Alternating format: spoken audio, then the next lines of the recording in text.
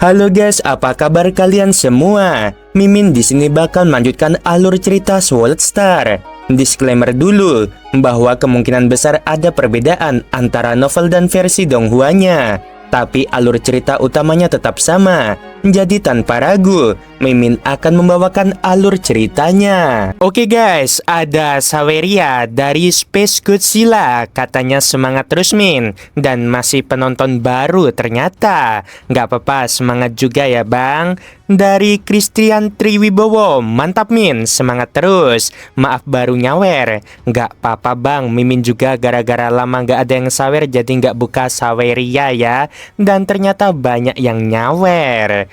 Ada juga dari Bang Herman dan Andi Kupang yang bilang semangat untuk Mimin. Makasih semuanya, semoga sehat selalu dan lancar terus rezekinya buat kalian dan satu keluarga.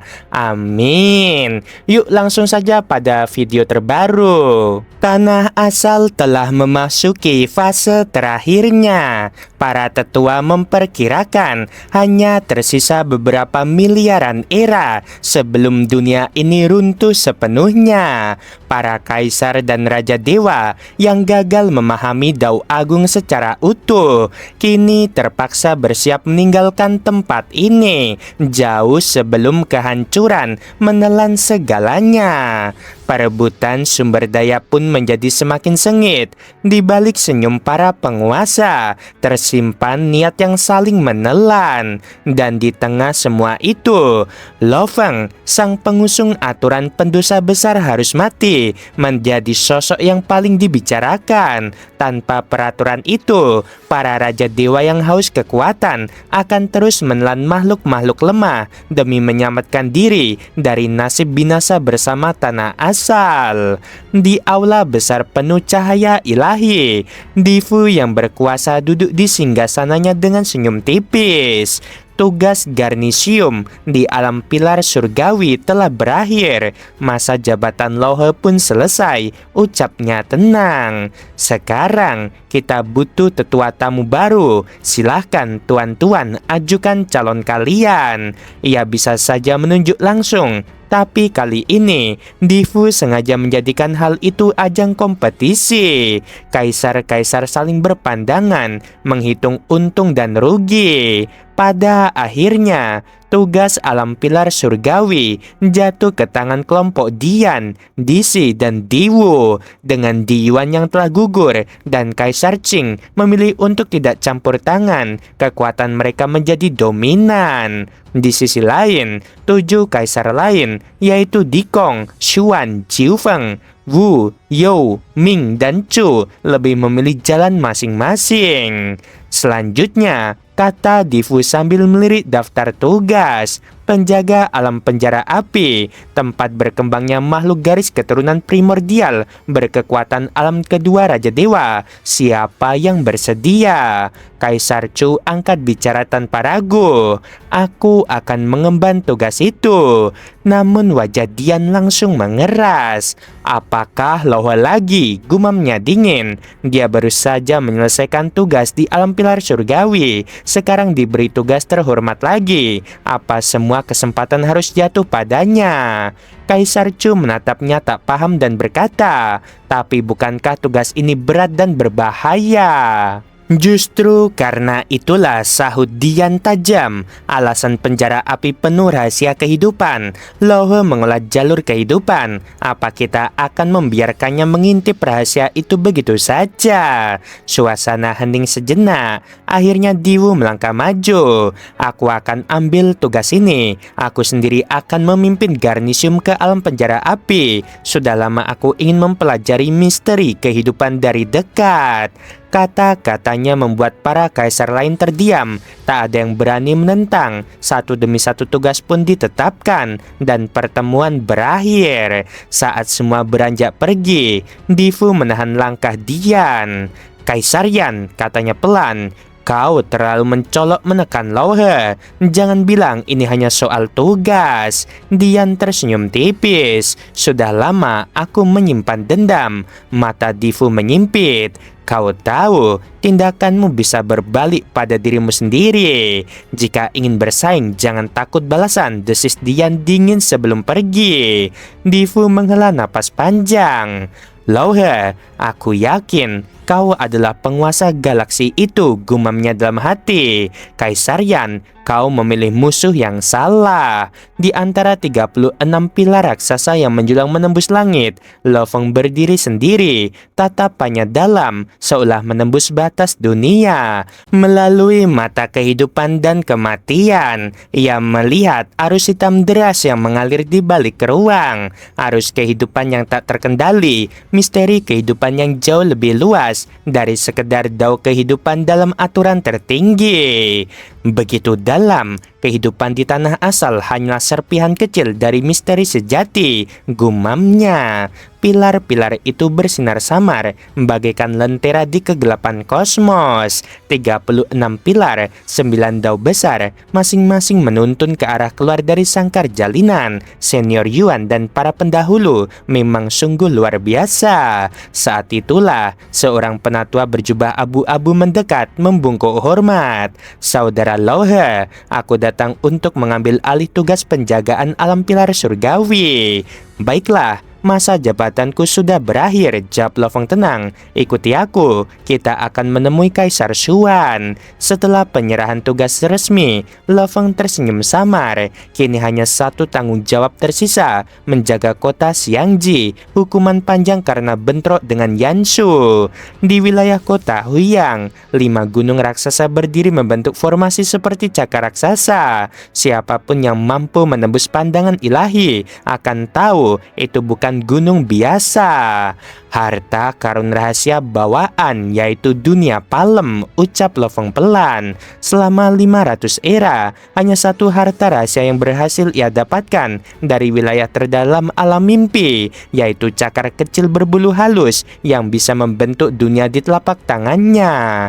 Formasi alami ini bahkan lebih kuat dari harta rahasia gua milik Kaisar Qing, pikir Lo Feng. Kalau mereka tahu, mungkin mereka akan menebak aku adalah penguasa galaksi. Namun ia tak khawatir, dengan sedikit kekuatannya saja, dunia palem sudah mencapai batas tertinggi kekuatan tanah asal. Lo Feng berjalan melintasi gurun, setiap langkahnya menumbuhkan rerumputan dan pepohonan. Dalam sekejap, pohon-pohon menjulang hingga miliaran kilometer, mekar dan hidup, bahkan mulai berpikir. Makhluk-makhluk eksotis di kejauhan berevolusi cepat, mencapai tingkat raja dewa, namun kebanyakan tak mampu menanggung kekuatan itu. Tubuh mereka meledak di bawah tekanan spiritual. Aku bisa mencerahkan mereka, ucap Lo Feng lembut, tapi tanpa kemauan spiritual yang cukup kuat, mereka tak akan mampu mengendalikan kehidupan sebesar itu. Tiba-tiba, pohon-pohon besar dan binatang-binatang itu bertransformasi menjadi manusia. Seorang pria tua, seorang wanita, dan seorang pemuda membungkuk hormat di hadapannya. Tuan, mereka berkata serempak, kami telah tercerahkan. Lo Feng tersenyum tipis. Tidak mudah menciptakan kehidupan sekuat Raja Dewa, namun dao kehidupan memang menakjubkan. Saat itulah kesadaran baru muncul dalam dirinya. Ia akhirnya memahami sepenuhnya dao besar kehidupan. Semua misteri penciptaan, pertumbuhan, dan evolusi tersingkap jelas di dalam hatinya. 3 makhluk dari alam kekacauan primal berdiri di hadapan Lo Feng.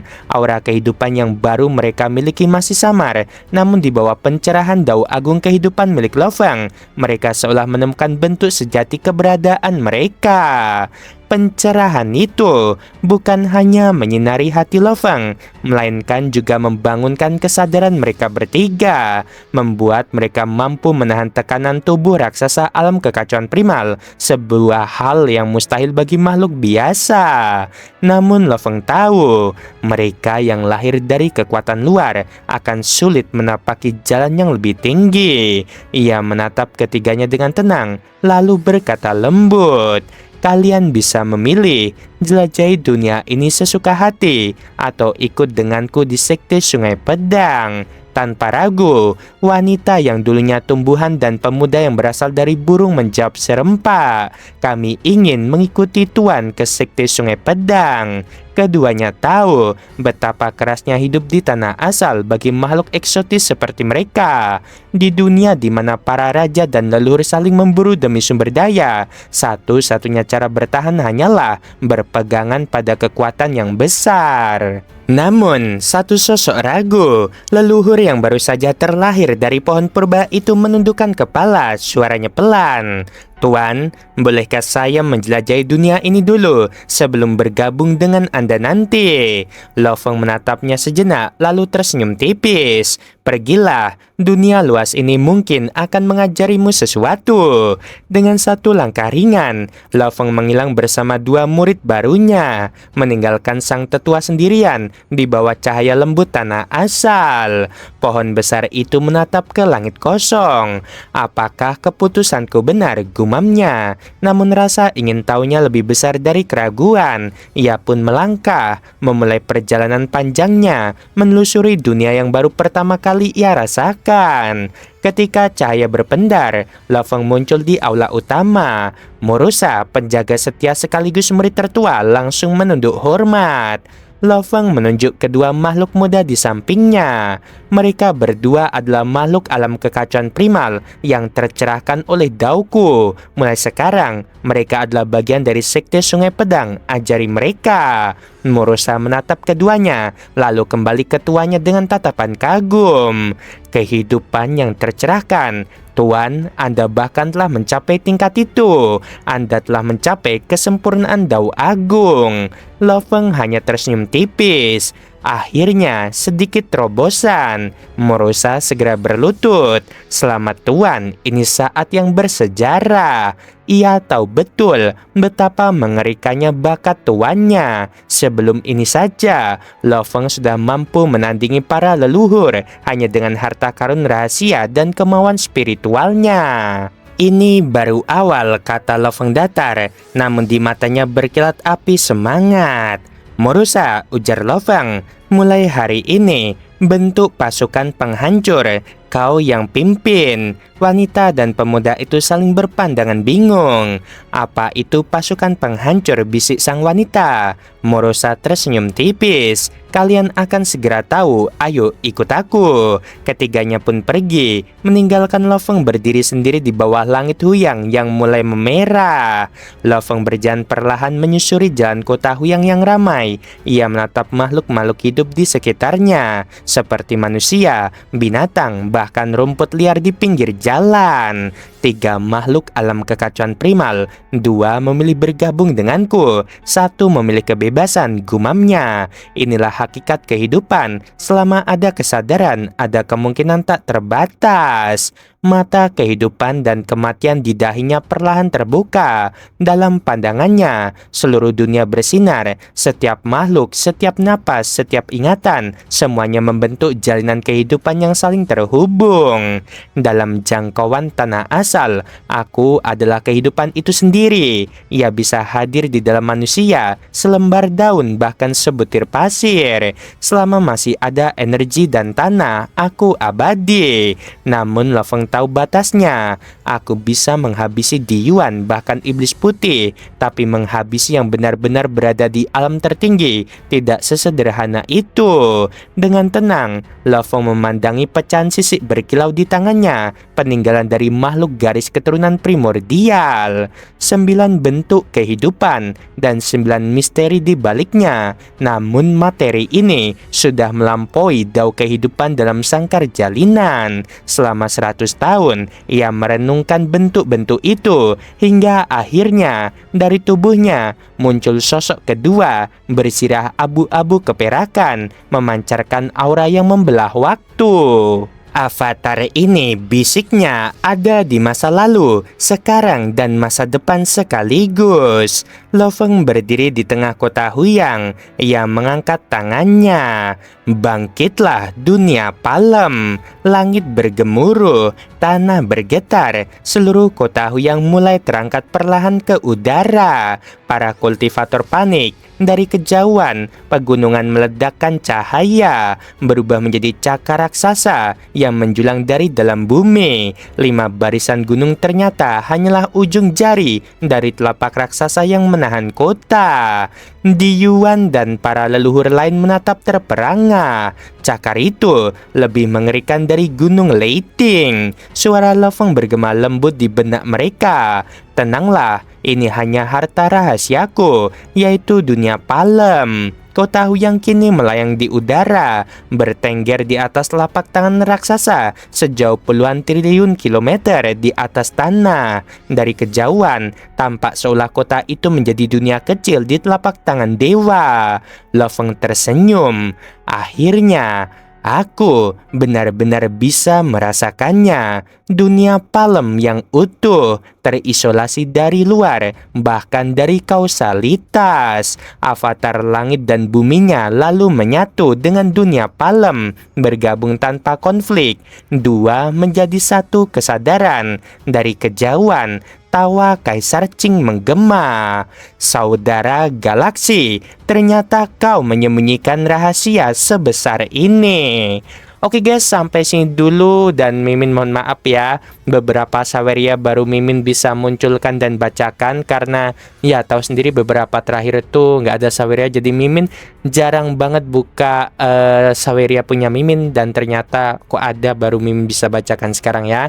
Oke, sebelum video berakhir Mimin mau bilang sungguh membagongkan. Terima kasih.